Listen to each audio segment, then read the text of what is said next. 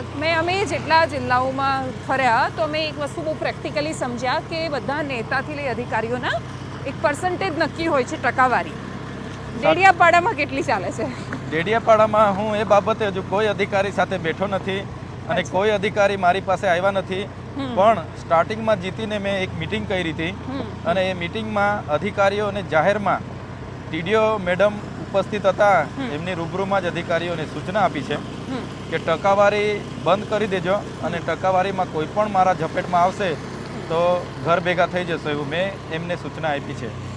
પણ પ્રેક્ટિકલી તમને શક્ય લાગે છે? કેમ કે જેમ તમે કહો કે તમારા શાસન દરમિયાન જ આ રસ્તો બન્યો હતો, એના પૈસા જેમ કે તમે કહો 50 લાખ રૂપિયા મંજૂર થયા, પણ રસ્તો 1 વર્ષમાં ખરાબ થઈ જાય છે. ખબર નહીં આ ચોમાસા પછી આનું અસ્તિત્વ રહેશે કે કેમ.